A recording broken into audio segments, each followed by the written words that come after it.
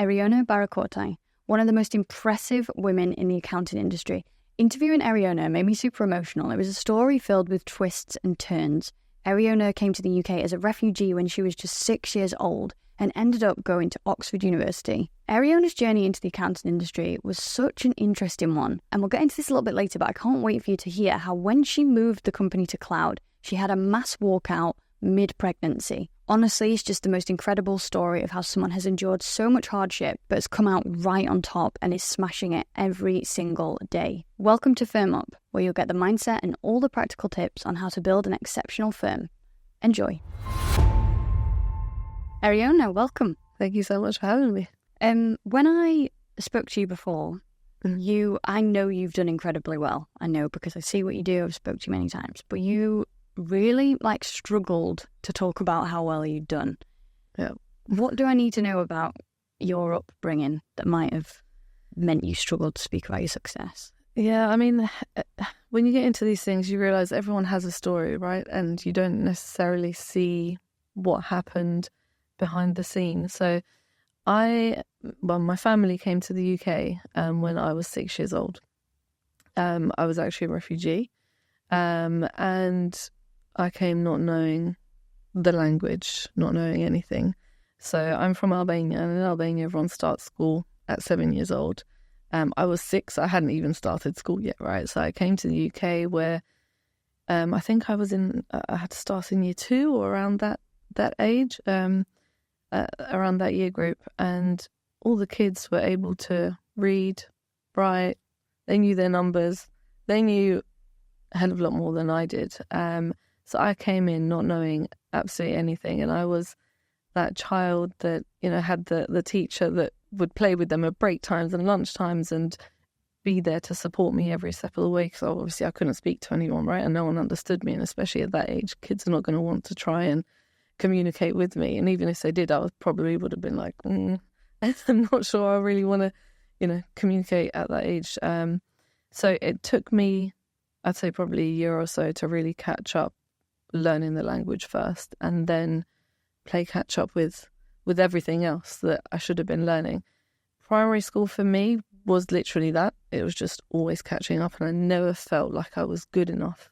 I grew up in a family so my dad was a major in the army, so our life was very regimented in everything that we did, and he was very successful during his school life, career back in Albania. So he had high expectations of us being his kids. He wanted to make sure that we were doing the best that we possibly could. And I think it wasn't until secondary school where I really was able to, put my head down and study hard to try and get to where I wanted. It was at that time to please him, because, nothing I ever did was really good enough.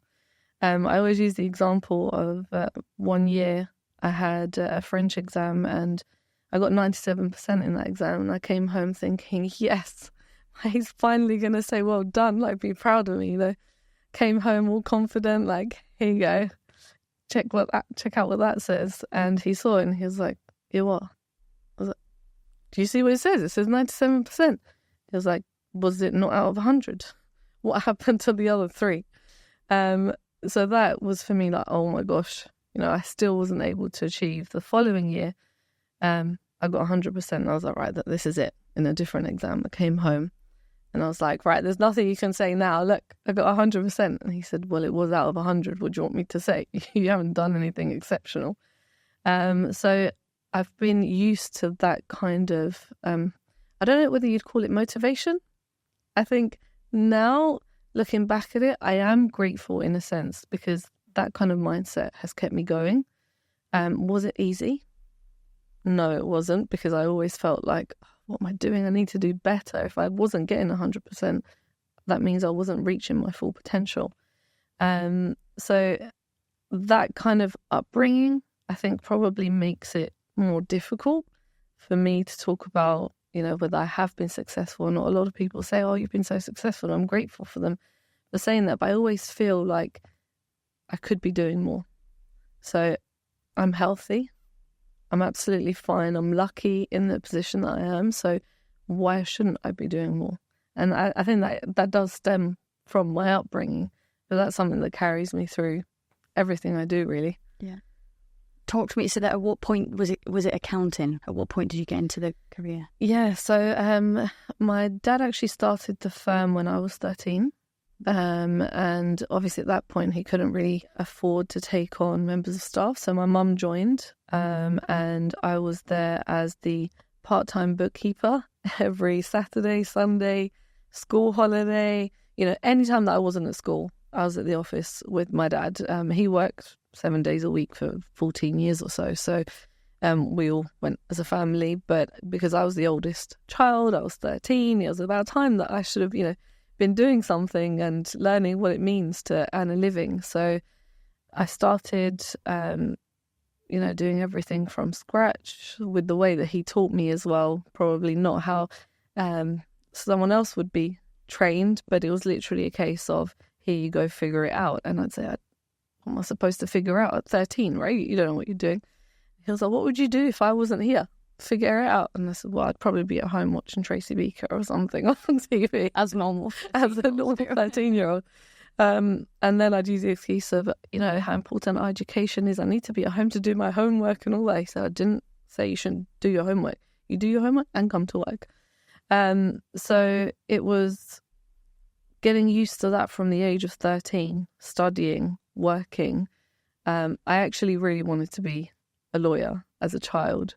But as I grew up, obviously working in the family business, accounting just becomes part of your life, right? So it made sense. And he was like, well, we need someone to come join the firm and take it over at some point, or just keep it going. So I just thought, okay, why not? I've been doing this for so long now. So instead of going straight to university, I did my ACCA exams to be a chartered certified accountant.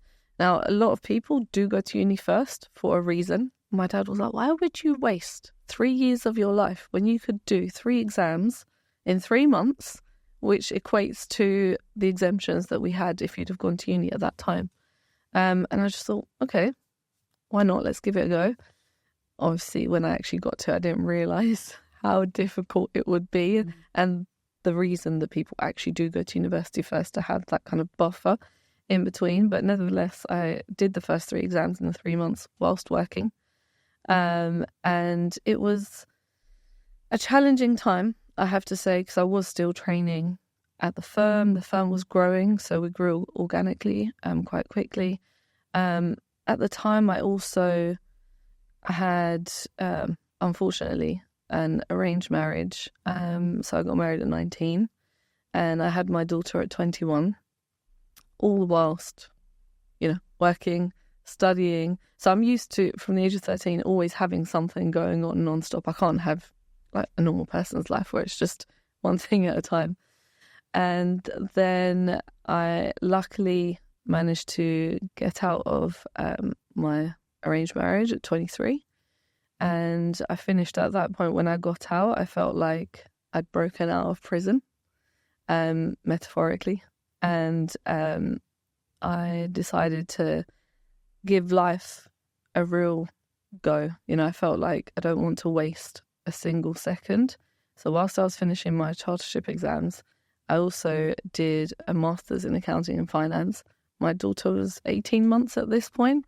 So with my exams, she was outside of the exam room with my mum. So I'd take her with me absolutely everywhere. I joke, I say we grew up together almost. We went through absolutely everything together.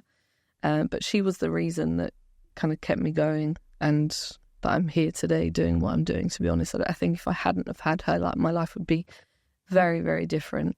And but yeah, from then on, I decided to really go full force into the business, try to make a change. Yes, my dad had built it up to a point where I think we had around 500 or so clients. We had a team of 5 or 6. I wanted to do something better and to really grow it. And I started to look into getting the business digital. So the firm at that point was all run in my dad's head. Just give us a check-in of, so at this point, you said you got 5 or 6 staff. Like, where Give us a little bit of a rundown of what the company looked like. So my dad was the one doing all meetings and everything with clients. The team members that we had, there were a range of one qualified accountant, bookkeepers and payroll. My mum was doing some payroll and some admin duties as well. And then I came in and I was doing a bit of everything, really. So my dad was running the practice from his head. We had filing cabinets against a wall with folders where we couldn't actually open because it was so tight. And if I wanted to know who was director of the company or what deadlines were and things like that, the only way was for me to go and ask him. He said, well, we're never going to grow big enough for me not to know, who our clients are. If you want to know, just tell me, I got this. And I was like, yeah, but that's not really, first of all, if you're in a meeting, I'm not going to come in and say, hey, do you know who this is? It looks really unprofessional. Obviously, it made him look great because he knew everything. But for us, efficiencies and growth and things like that, it's not really, you can't run like that. So I started off putting some spreadsheets together with just client list and deadlines and things like that. And I remember everyone in the firm was like, oh, that's cute. She's like putting some lists together, You could be doing things that are actually worth something of value, but okay, you do that. And from that moment on, then I took over kind of digitalizing the practice. The only reason I guess I really went into the digitalization process was because of MTD. Everyone was talking about, this change in legislation. We don't know what we need to do. No one really knew anything about it or understood it.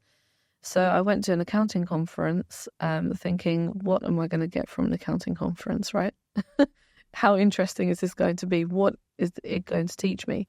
And I went into this world full of technology that I had never seen or heard of before. And in accountancy, as practice owners, generally, although I think it's changing now, but generally it's a place where you're alone. You don't speak to your competitors because you're scared of, are they going to take my secrets? Are they going to take my clients? Which is ridiculous, but that's the mindset. And you are alone and you're too afraid of asking anyone, I've got this issue. What do you suggest I could do? Or how could I be more efficient or anything like that? So when I got into this world of technology, it was no longer about MTD and what we need to do to be compliant. It was, oh my gosh, we could do so much for our clients, not just the basics that we're doing, and we become more efficient and hopefully get our life back, because what's the point of working if you're working 7 days a week for your whole life? You get to the end of your life and what have you done? You haven't experienced anything. You've just been at work all day long looking after your clients, but your own family needs you as well. You need some time for yourself. And when I came back to the office, I was like, guys, I've got this great idea. Everyone just looked at me like, okay, she's lost it. She really has no clue what she's doing. What year is this, by the way? This was 2017. Okay. And so there weren't that many people talking about it, right? Or well, at least in my network, I didn't really know anyone that was trying to implement technology. So I thought, let's give this a go. And I wanted to start off with the team because I thought that would be the easiest way to start. I didn't want to say to clients, hey, I'm changing everything, by the way. So the way you have been speaking to us up until now, we're going to change the way we're working. And we were as traditional as you can get as a firm. So we've got clients all over the UK. They take a plane to come see us with their bag of receipts. So like from Ireland, they'd come down by plane. And there are so many other accountants from that journey, but they could have stopped off. But we built that relationship with clients. So being more digital is going to affect a lot within the business, how we worked with our clients, how we worked internally. So that big of a change, the team were just like, what are you talking about? This is not something that we should do. We're working really well. We're profitable. We're growing. Why would you change anything? This is how everyone else is doing it anyway. If you do this, you're literally going to destroy everything. And when I first said this, my dad was like, yeah. It was another case of, oh, bless her. She's putting lists together. Oh, bless her. She thinks she's going to implement technology. And I thought for the first 6 months, let me try and convince the team to come on this journey. I don't want to be like a dictator and say, right, we're doing this. just get on board. You've got no options. So I thought, I'll speak to them about it. 6 months went by, nothing really moved. It was a case of every month, oh, we've got deadlines. Can we just push it to next month? And can we just put them on the software next month? Because we're so busy. And my dad was with the team on this, so it was me against them. And it got to a point where every day that went past, I just felt like we were so behind. I felt we were so behind the minute that I went into that accounting conference. But after that, it was just every second I was like, oh my gosh, we need to be doing something. We can't be stuck in the way that we're working. And 6 months later, I said, you know what? I've had enough. This is the goal of the company. This is where we're going to go. If you want to stay on this journey, stay with us. If not, this is not the right place for you. So this was also at the time that I got my my license with ACCA as a member. And I said to my dad, well, now that I've actually taken over the license, the majority of the shares of the company, you're going to do what I say. He didn't take that so well, but he got on. Well, he didn't get on the journey. I pushed him and everyone along the way. But at the same time as well, I kind of wanted to realise my dream of doing law. And I thought, all I'm doing right now is I've finished my degrees, I've finished ACCA. All I'm doing is working. Okay, I want to transform the business, but that's like, I need to do something else. I'm not used to being so free when I get home. And I did a law degree in international banking and finance. It was a master's. I got into class and I was sitting with barristers and solicitors. They're all talking about subsection of this law. Oh, yeah, do you know this law? They're like, yeah. And I was just sitting there like frantically writing, not having a clue what they were talking about. Because they had a career in law. They'd gone through bachelor's and everything else. And I just came in at master's level as if I know what I'm doing. And but I finished that, thankfully, really well. And again, whilst transforming the business, having my daughter who was growing up at this point. And I started the digitalization journey seriously. As I said, I didn't realize the team would be the most difficult part. One, because they were scared that the technology meant that we no longer needed them, which is not what I had envisaged. I wanted the experience that they had built up within the business in like technical experience, knowledge of the clients, how they work, and wanted them to start really building those relationships because my dad was a bottleneck for the firm. Everything went through him. And the team did want to have more client contact, but the clients didn't trust them enough. And I always say our office used to look like a GP practice. So you'd have people sitting in the waiting area for hours waiting to see my dad. And when they'd finally come through to him, they'd be like, oh, can I have this payslip? He said, yeah, you could have just got it from the payroll. They can print it out for you. And they're like, yeah, but I just wanted to just double check with you first. They'd get the payslip, get back in queue, wait to show him, is it okay? So it was really meaningless in the way that we were working. The time he was spending, instead of kind of getting the team to take on all of that. And they wanted it as well at the time because they did say we want to have more career development and just get involved in other parts of the business, not just getting accounts done and getting payroll done and things like that. So I saw this as the opportunity to kind of do all of that, change our business, change our lives, change their lives, their career, our clients' businesses, have more information up front.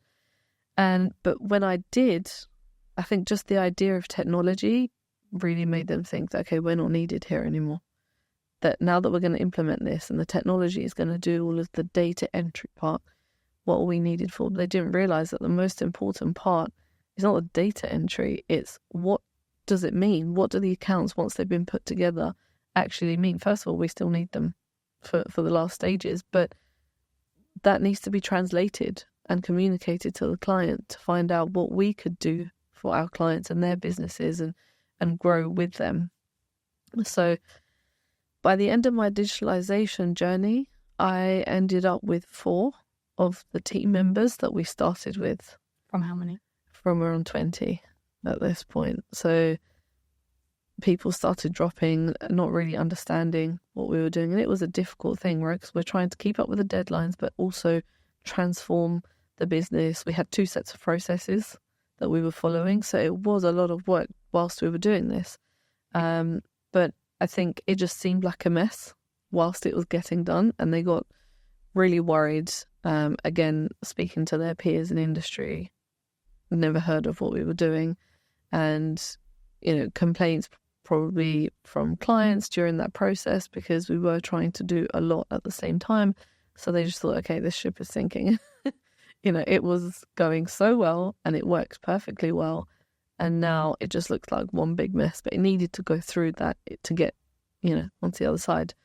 But unfortunately, that's what happened during the digitalization. We did lose a lot of valuable team members because of the fact, I don't know whether maybe I didn't communicate it well enough.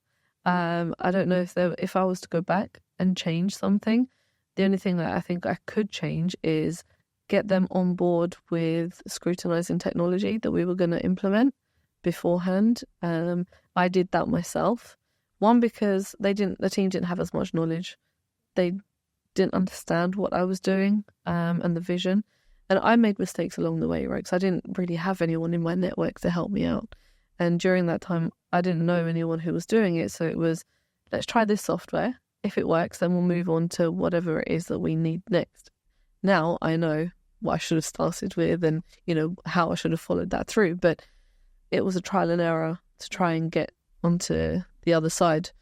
But yeah, unfortunately lost some valuable team members in the process. I think when I spoke to you before, you described it as a mass walkout. Literally. Yeah. And you were pregnant at this point? No, so this was more recently. I gave birth to my son a year ago now, and I wanted to start dabbling in outsourcing, offshoring. Yeah. And again, for similar reasons, I wanted our team here to focus on client relationships and being able to have time to actually give clients a call and see how they're doing, see how we could possibly help. Because if you don't ask, you don't know. And just be more proactive. And so we could get more of the back office stuff offshore so we can speed up things and have that information more readily for clients. And when I started to dabble, it was about 3 years ago now, and we only got a small team. But I think the team, again, were threatened that, okay, we've had the technology, it's working, it needs us, but now if it's going to be outsourced or offshored, then that's just a way of getting rid of us. We're not going to be needed anymore. So I started to see people kind of hold on to their jobs and not give enough training to the team offshore to be able to take on the work that I wanted the team here to get rid of so they can focus on other things. And it gets to a point where you get burnt out, right? There's only so much you can do if you're holding on to absolutely everything. Things will start falling out of your arms. And I think that they got really tired and they just didn't see what I was trying to do. And I got pregnant and I thought, finally, I've got the team in place. They have got some extra resource with the offshore team to help them whilst I wanted to take a little bit of time off. So my daughter only took 2 months off and I came back to work. And I thought, okay, this time I'm actually going to do it properly. I'm going to take a lot more time off and know that I will leave the business in a comfortable position, in good hands. And by the time I gave birth, again, our team that was at around 25 went back down to around 20. Everyone just started resigning one by one. And just as I think 7 days after I gave birth is when the last person finished work that he'd already given in his notice. So as I saw this happening, I had to ramp up offshore because we had a practice of thousands of clients who had deadlines to meet, we've got obligations to meet. I couldn't just kind of give up, right? And I had to ramp up offshore to make sure that the business keeps going. And then I gave birth and came back to work pretty quickly, to be honest, almost immediately. So I was sitting there with my laptop on my lap whilst my son was sleeping, or feeding him whilst my laptop on the side, trying to get work done, because it wasn't just the fact that we lost valuable, long-standing team members. All that experience that we spent so many years kind of helping our team grow and gain that just disappeared within 6 months. So it was retraining the offshore team to a good standard to be able to at least carry on whilst we try to grow the team again. Do you think, in hindsight, it was for the best? Financially, it's worked out good for the business. Yeah. And to be honest, our team now, so we've got a mixture, our team all over the world now. It's not just in one site that we had offshore. It's actually other team members that were with us that went on maternity leave as well, and they said, we would like to go back home, it's our first child. I'd like to have my family with us to help us out. Can I work from China, for example? We said, absolutely, because we're digital now, we can do that, right? We wouldn't have been able to before, but now we can. She's a great member of the team, and I wouldn't want to lose her. So if it means that we can keep her on, but she works from somewhere else, fine. We're digital now anyway. But yeah, it's been a journey. And your company is called Majors Accountants, I'm guessing because of your dad? Yeah. Yep. Do you think you're still seeking his approval? I kind of got his approval when amongst this, I actually did a degree at Oxford as well. Oxford was my dream as a child, to just say I could go to Oxford or Cambridge. And I applied thinking, worst they can say is no, right? I've got that guaranteed already because I'm not going there. So when they said yes and I got in, I just thought, oh my gosh, I have to do this now. So when I got into Oxford and we went beforehand to see the uni and things like that, I went with my mum and dad. That was the first time my dad said, well done, to me. He was like, now you've achieved what I hoped for you, you know. But, I mean, when I got that, it was like, wow. That's the first time my dad actually said, well done for something.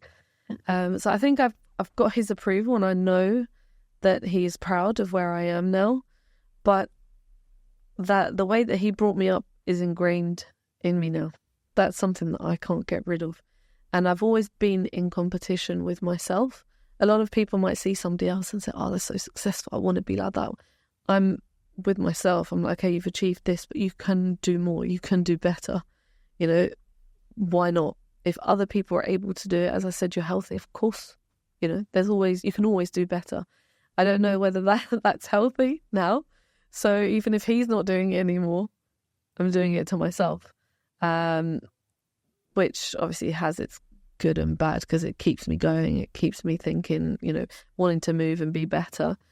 But I don't often sit back and think, do you know what? I've actually achieved something from this girl who could not speak a single word of English to running and growing, you know, a digital firm, made so many changes to it. And ending up going to Oxford, which was, you know, a dream of mine. I guess I have achieved quite a lot, but yeah, I'm always looking at, you know, what's next? What can I do that's better? I'm super grateful. One thing that throughout this journey that I have is I'm always grateful for everything, every opportunity that I've had. I don't take anything for granted, maybe because of the things that I've been through in life as well. But again, all of those come together to push me to, you know, to do better. I think I should always be doing better. Such an amazing story. And as I said at the beginning, when I spoke to you before, you struggle to say how successful you are. And that's what I could feel coming through you, because you told me this story and I was like, do you realise how incredible this is? But just tell us a bit about now, like where are you at now? Where's the firm today? Yeah, just tell us some of those successes. Yeah, so the firm today, we're at 25 team members. I have purposely reduced our client base. So before I started the digitalization process, we had around 3,000 clients. And yeah, just before COVID actually as well.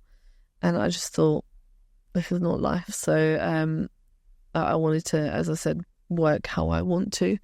not work and kill myself and work 7 days a week. So now we've got, I think, 1,200 clients where we're at. Our turnover at the moment is slightly higher than it was with 3,000 clients. Yeah. So financially, we're doing a lot better. The team is just going from strength to strength. We're now looking at taking on a lot more team members here. So I think there's about 6 of us in the UK now. But the next year, we're looking to double turnover, get some more team members in the UK to do what I'd hoped. So be client managers and just be on the phone to clients nonstop. That's kind of the business where we are. Personally, I'm also working with some startups and fintech. I'm starting up a firm which will go live next year in helping other practice owners go on the digitalization journey. It's a really difficult journey to do, and I wish I had someone who kind of helped me throughout that process. So with the team that I've got now, we'll be able to take actually the heavy lifting off the practice owner. So anyone who wants to kind of go through that process and hopefully have a better work-life balance and just be at the forefront of what's going on. And quite a few projects, to be honest, that I'm working. I also do property development on the side. So looking at hopefully starting another couple of projects next year. Just completed one this year. So I try to do 1 or 2 projects a year. And yeah, just spending more time with my family and growing that and making those memories which are so important. You know, it's something that work is super important. But when you look back, I want my kids to remember that I was there with them. So I make sure I'm there for drop off, pick up, all of the plays and things like that, and just create memories with them. I read something the other day that said you are your child's favourite person for the first 10 years of their life, and after that you won't be. So like make the most of the first 10 years when you are their favourite person. Absolutely. I mean, that's me and my daughter. So she's 10 now. She's literally a mini-me, my best friend. I could just look at her and she understands what I'm thinking and vice versa. So I hope I can keep that for as long as we can, right? Because she's going to grow up to be her own person. But I'd love to, I hope that she's had good memories with me, and I hope to do the same with my son and maybe any future children. Talk to us a little bit about the digitisation journey, because I know a lot of people listening to this will be in 2 different camps. Some of them will be thinking, I need to go on this journey as soon as possible. We've still got the filing cabinets. We've still got people dropping off receipts. I know a lot of companies like that. Well, there'll be others who think, wow, people still aren't digitised. Yeah. You know, people who maybe came into the industry later. It could have been only in the last 5 years, or they went into a company that was very forward thinking in the first place, that software, Sage, Xero, QuickBooks, they're like innate to who they are, and they've never known anything different. So what does that journey look like? Like, where did you start? Was it a piece of software you started with? Was it a mindset? I think the first thing was the mindset change. I think it's really important when you go on this journey, you're not looking to just do something that will be easier for you in the long run. It's, you want to change the service that you're giving to your clients, the way you work with them. So you want to be a lot closer, build on that relationship and that strengthen that foundation. I think it's important to think of it as in that way, rather than some people may say, oh, great, this will mean that I have to work less, or you don't work less. It's the work that you do. It's just so much better and it's more satisfying. And for people like us, we've been through a lot in terms of education to maybe get that license or just get that understanding, you know, on what we need to do and become experts in our field and advise business owners. Why is data entry part of our role? That's not what we studied for. Anyone can do the data entry. It's what our client want is our knowledge and our expertise. So it's getting rid of half, or probably the majority of what we were doing before was the data entry. And it's those conversations that we used to have at year end, which is where our clients got all of the value from us. It's having those conversations all the time with them. So it's strengthening those relationships. And I started off with a bookkeeping package. But I think if I was to start again, probably I'd start at practice management. I didn't realize how important it was in the journey. But it's making sure that all the software that you take on is able to talk to each other and integrate. I in the journey, I got software happy. You know, I was just like, yeah, this does this. I'm going to take that. And I don't know how many softwares I had. But if they don't talk to each other, then it's not going to work. So then I started to review what we were doing and started to drop some softwares that weren't right for us. They were great, but they weren't giving us what we needed. I think it's something, it's constant. It's what I do now even. I'm always looking out for the latest software and seeing what it can do and if it can make a part of the process that we have better or faster. But it's a constant journey. But yeah, I would start off with practice management if I was to go back. And then other softwares, it just depends on how your business runs and matching the softwares to that. I wouldn't want to completely change the processes that we have in place because if it works really well. It's just something to enhance them. And the technology enhances that. It doesn't get rid of work. It just makes your work so much better. So you said you went from 3,000 to 1,200 clients, but got more profitable. Yep. Was that, obviously the getting rid of clients, that's really hard, but something that is very, very, very extra hard is then repricing the client base that you've got, and almost because it's like you've got to bring them along with you. Yep. And they're almost thinking, but you're making all these efficiencies, why is my price going up? Yeah. But you're putting this software in and now you want me to pay for it? Yeah. That's exactly the conversations that we had with clients. You know, once we'd put all the tech in place, because we wanted to make sure that we knew what we were doing in-house before saying to the clients, okay, now this is how you need to send us your information. And once they did that and they got used to it, then we put up our prices. And we had those conversations exactly that. Why are you putting my price up? Well, now you've got information whenever you need it, right? Before, when you sent me your paperwork, I needed at least 2 weeks to get everything together because I've got other deadlines. If you need something right now, first of all, I never charged you extra, but I need time to get all that information together to give you what you need. So it was very reactive. It wasn't proactive. Whereas now I'm giving you a call and saying, hey, did you know that this is what your accounts look like? Are we missing some information or is this actually what's going on?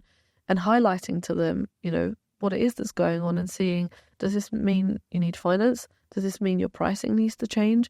You need to see what's going on. Or do you know you've got a great year?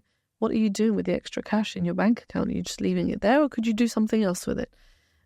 So it was having those conversations. But for us, we were generating, we had so much work, but the income wasn't there. It didn't make sense. So I split our business into 3 departments by industry. And one of the industries we found had the most resources, but we were making a £10,000 a month loss for all those clients. So it was a bold move for us. And my dad was like losing his mind. He's like, what are you doing? You're going to destroy the business, everything we've worked for. We're going to lose everything we have. We're going to be out on the street, but you carry on. So yeah, I got this. I'm sure I got this. But I just thought if we lose all those clients, it's fine because we won't have the loss as a very, as the worst case scenario. But I thought if we do a good job for them, fine, we'll take on those clients, but it needs to be at the right price. So I tripled or quadrupled the price for those clients. I thought if they stay, okay. If they don't, fine, but at least we're not making a loss. Out of all of those clients, maybe 5% left. The rest stayed, and I wasn't prepared for that. In my mind, I was like, no one is going to stay. And the feedback that I got just made me kick myself even more. And this is something that I said to my dad. I was like, you see, the client said, okay, fine. You charged me what you wanted to charge me. I'm not going to tell you charge me more. I was happy with the service. I'm not going to leave. But if that's the price you gave me, then yeah, fine, I'll take it. It just made me think, wow, we did not value the work we were doing. I mean, as I said, we had clients from Ireland coming to see us by plane. If they didn't value the work that we were doing, they wouldn't have done that because there's thousands of accountants in between here and Ireland, But it was just us. We didn't understand, what we were providing and the value that we were giving to our clients. But now with the technology, it was actually so much better. It was just repricing and making sure that we were getting what we were worth, which is really difficult with clients and helping them understand that. But now when I have those conversations with clients, you have to flip the tables and say, I'm a business too. So I think accountants get really, they lose sight of the fact that they are running a business. We're not here just to help other businesses. We have a business ourselves. And when you remind your clients, I've got staff costs. You want my staff to be super knowledgeable. So if you have a query, you can phone up and speak to somebody, and you've got the information that you need, and you know that you've got expertise behind you. How am I going to get that kind of quality of person if I don't pay them a certain salary?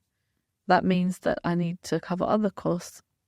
You need to pay me at least this for me to cover, my costs. And then me working all day, I need something as well. You're running your business to earn some income for a better life, right? They say, yeah, well, actually, I'm doing the same. And a lot of them are like, oh, yeah. They forget that we are running a business too. But it's having those conversations in a way that's, honest and open. And they understand. But if you're trying to hide it with being diplomatic and all kinds of things, I've seen that doesn't work. It's just being, well, these are my expenses. This is what to give you the service that I need. I need to charge this. If this is not what's in line with what you want, then I understand. And surely we all want a profitable accountant. You don't want an accountant that's struggling to run their own business who is now in control of your finances. That Absolutely. sounds like a train wreck. Absolutely. I had actually a client who came in and they happened to see my car and they were like, oh, I'm paying you too much. I was like, really? I don't think so. If I wasn't, as they classed it, as successful in a materialistic sense, if I wasn't able to afford that, then what am I doing advising you? Yeah. And that's not to say that, that's on a materialistic side. Other people will have other objectives and goals of, success. But that was just an example of a client who made that comment, and it just highlighted to them as well. They're like, yeah, good point. Yeah. It's a big fear that a lot of accountancy owners, accountancy firm owners, holds them back, because my mum was like this. My mum runs a really successful business, and she bought an Aston Martin. She didn't want to drive it because she felt a bit flashy and a bit like, I've got staff who I don't want them to see that I'm being successful because I don't want you not paying me more, and all the connotations that come with that. And I think a lot of accountancy firm owners feel exactly the same. I remember a story of a firm owner pulling up to an office once, and the guy who they were going to see, the client, shouted, that better not be the accountant in that car, because I'm paying them too much if it is. And it's the exact same scenario, and that's going to hold, you've overcome that, and you're confident enough to say, no, this is my car, and actually you need to be paying me even more. Yeah. But a lot of firm owners will think, I'm going to hide. And yeah, no, I'm completely opposite. I'm proud of what I've done, and I'm not, anything that I may have in life, it's not to show off to other people. I'm rewarding myself you're working non-stop.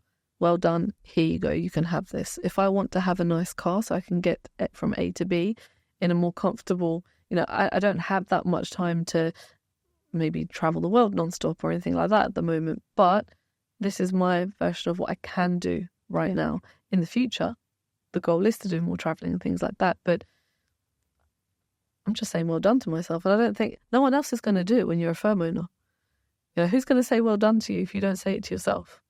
So, yeah, I'm not afraid of things like that. And again, I just think that should be used as an example as, this is what you can do. Mm-hmm. Oh, definitely. Agree. 100%.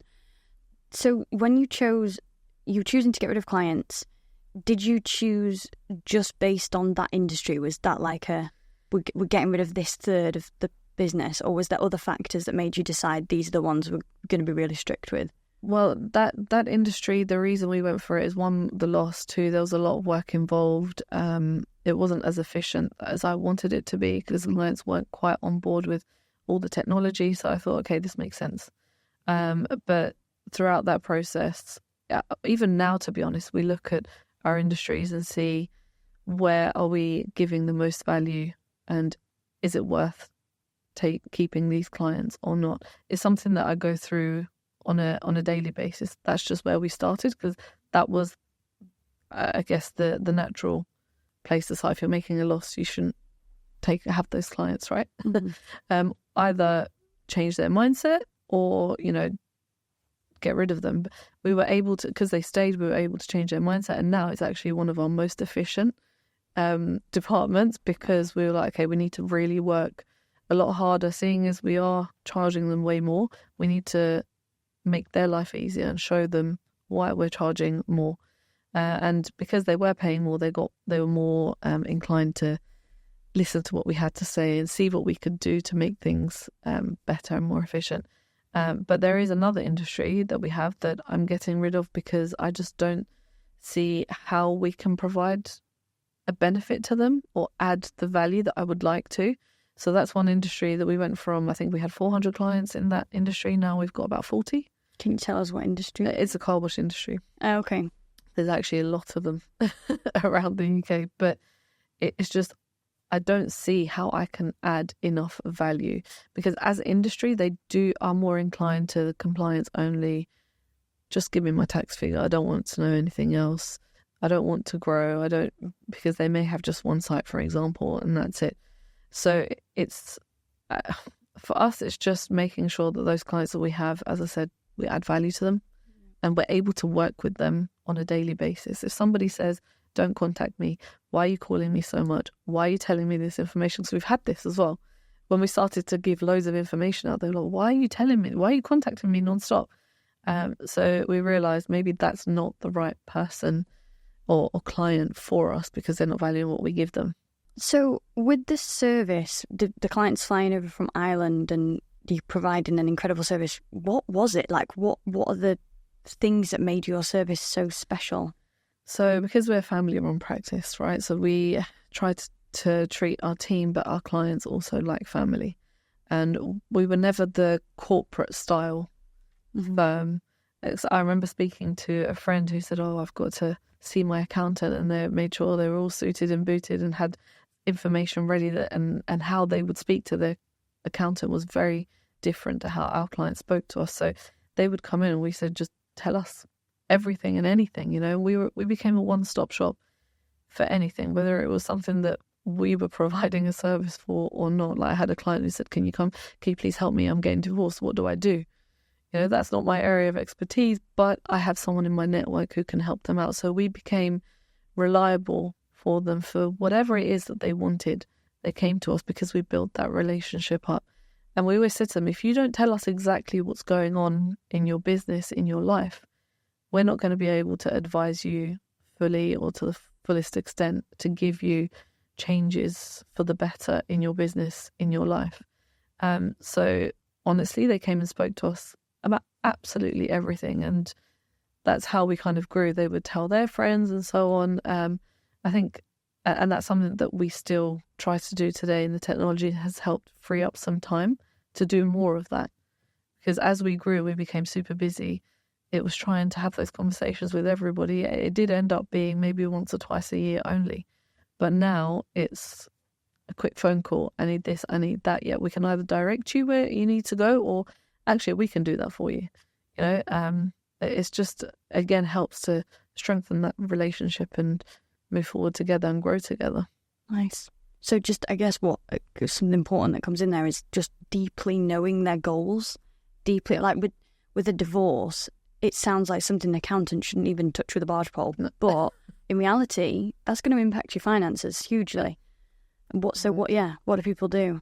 So yeah, I guess just deeply understanding the goals of the client is going to be able to, you in the future, just provide way more than the standard accounting service. Yeah, I mean, we get to know our clients on a personal level. We know their family, their kids, their wives or husband, and extended family, what they're doing. And so hence why I say we run like a family. We are so integrated with them.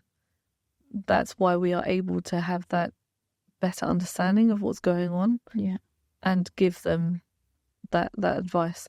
And also come to us and say, hey, my cousin's got a similar issue like this, is this. We're able to help them with that as well. One, we probably know their cousin because we've either met them at some point, but we're able to just give them that insight, which you can't really find anywhere else nowadays. And and your accountant, you go see at least once a year, right? So, and they know your finances, they know what's going on in your business. It makes sense to go that extra step and find out a little bit more to see what you can do. If you can, and this is where it's important though, this is where it's been successful for you, but I am aware of a lot of firms that have that but don't charge for it properly. Yeah. And you have to get the balance right, because it's all well and good saying that the team are family and that the clients are family, but if they then walk all over you and expect 100% but to pay 20, that that's where there's problems. And that's one of the issues we had as we grew. Because I'll be honest, my dad spent most of his time in meetings during those 7 days a week just talking to people. He never charged for his time. He was there from 8 to sometimes 8 in the evening, and all of his time was non-chargeable because it was just giving that information to people. Now, that's how he grew and became known amongst like our clients and our community, but it's when we repriced, we needed to make sure that we take that into account. I think when you tell people, some people will be okay with, this is your hourly rate and, you have to pay this. A lot of clients say, I have to go to my lawyer, I have to pay them this because they won't see me. And I pay it, in advance. And they're happy to do that because there's this mindset that when you go to your lawyer, that's just how it works. With accountants, I think it's definitely not like that. So you're having to have different conversations with clients in different ways. So with some clients, you just build it into their yearly fee, for example, because generally how often you speak to them and things like that, and monitor that. So the next year you can, how much to increase or not. With other clients, you want just some ad hoc advice. Absolutely, this is the thing, and they're happy with it because they know what they're getting. So it will change the way you communicate with the client, with the price, but it's something you have to do. Do you feel like you charge for everything now? There's still so many things that we could be charging for, but step at a time, right? Yeah. We've made so many changes in the business. We're a completely different business to where we were before we started. But as I said, you can always improve. There's always going to be things that we can do better. I don't think anyone will ever get to a point where you're 100% satisfied with everything in your business. It all works well. Clients are all happy. Pricing is perfect. You've got all the hours that you need in your personal life. It will fluctuate and things will change, and you just have to adapt accordingly. But it's a constant learning process for me as well. I learn every day. Yeah. What's your biggest challenge right now in the firm? To be honest, I'm at a point right now where I'm more comfortable than I've been in a long time. So I've got my operations manager and he's taking a lot of my workload off me. I guess it's to really understand what I want to do next. So I have so many ideas and I want to put all of them in place in one go. And what's difficult is finding which are the most important, which are the ones that can be quick wins that we can implement quite quickly without going to too much effort, but it will make a difference, and which ones are for longer term. Every change that I put in will have repercussions. The team need to be retrained. The clients will see a difference in the way we work with them, possibly a price. So it's just trying to hold myself back, I think, because there's always things that I'm like, we can do this, we can improve here, we can improve there, but one step at a time. Offshoring, I know that is a really key strategy and can be really impactful for a lot of firms, but you seemed like you weren't comfortable, like you wanted to go back to having most of the team here. So with offshoring, I think now it's become more acceptable right after COVID because everyone's working from anywhere and they understand that offshoring just means you're working somewhere else. There's nothing else that's different. And the way that we work with the team is they're trained in the exact same way as our team are here. We don't treat them any different to any of the team members that we've ever had. Our clients communicate with them directly. They'll give them a call. So there are no barriers in terms of, I don't want anyone to know that we've got an offshore team or anything, because they are no different to the team that we had. We're the ones still training. We're checking all the work. All processes for the work before it goes to the client are still the same. I would like to have more team members here just for the ease of, going to see clients. I can't physically go see every client. There's too many. So I need some other people that are able to give that service that I dream of having with our clients. Yes, we have the contact, phone calls, where they'll come to the office as well, but we have hardly any meetings in the office now compared to before. But I just want to be able to go and understand more about clients. We see their figures, but I want to spend a day with them, which is what we do sometimes. So we'll go with the client, spend the day, all day, start to finish, and we tell them, go about your day as you usually would, so we can understand what else we can do, not just on an accountancy side, but just business advice and something that could be more efficient, or, ways that they could improve their business. I want to do more of that. But right now, physically, I can't myself see all of them. So I need more people to do that and help clients that way, because that's the only way we're really going to understand what we need to do to improve as a business. Life is changing really rapidly, right, with technology in general, but people expect so much more from their accountants. Our role is not what it used to be, where you go, you have your tax figure at the end of the year, you pay your tax, that's about it. They do see us now as business advisors, and they want more help from us. How are we going to do that if we don't understand how they work? Right, so we need to be doing that to stay ahead of the game, ahead of the competition, and just improve ourselves as well. Do you feel more connected now to other accountancy firms? And before you went to that conference in 2017, you felt totally alone. Do you feel like... No, it's changed completely. Now, wherever I can, I will convince anyone that doesn't have that community, just please get in touch with an accountant. I'm here, but I can introduce you to so many, because that's what's helped to make such a difference to our business. If I didn't have that network now, life would just be so much more difficult. It's something as simple as in a group chat, and there's so many, but sending a quick message of, hey guys, I'm trying to do this. What do you guys use? And then you get a whole list of different things that you could go and look into with that recommendation from somebody that works in the same way and uses it. Or I'm having this issue, I don't know how to resolve it. Chances are that someone in that group has been through it, and they'll be able to help you out. It just makes life a lot easier, and wherever you want to go, you get there so much quicker together. And we don't see each other as a threat, because everyone's got their clients. Your client is loyal to you for a reason. They've been using you for a reason. You're not going to lose them because you speak to another accountant and get advice and try to move forward, essentially. Honestly, I think that's been one of the biggest things that has impacted how quickly I have got to where I have, and why I've got to where I have, to be honest. Yeah. And then just to finish us up, what would you say to a firm owner? And there are a lot of firm owners out there who have been held back by parents, potentially, in different ways, all sorts of different ways. Mm-hmm. And quite often it's because they've come in and taken over a company that their parents have run. And even though those parents may have retired or left, they're still very much there. Yeah. What would you say to those? I have spoken to quite a few of those, actually, over the last few years, where they say, I really want to take over. I can see that the technology or doing things in a different way is going to make us so much more efficient and more profitable and grow and all sorts. But my mum or dad doesn't see it. They won't let me. And I've been stuck in this way for a few years now. I just say to them, it starts with you. Take accountability and force your way through it, because that's how I did it with my dad. He was against every single little decision I made. It was no. I was like, well, I'm going to do it.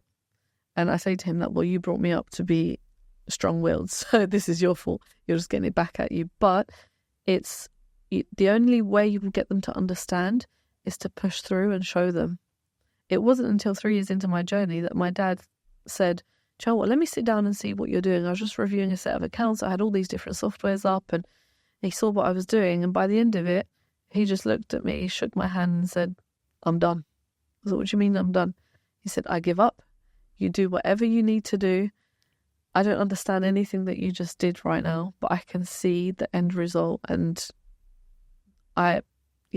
he was speechless. And at that point, he stepped out of my way.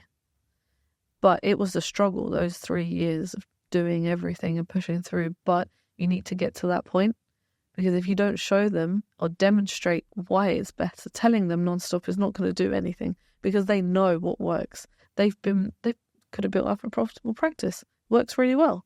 And you'll come in and telling them, yeah, I'm just going to destroy everything you've done and do it in this way. They're not going to take that lightly. You can understand it from their perspective, and it's something new that they haven't, experienced. But once you've shown them what that means, then you can really fly and go where you want to go. But it's taking accountability and forcing your way through. Well, thank you so much. That's been incredible. And you are just the most special human being ever. Thank you so much. Thank you so much. Thank you for having me.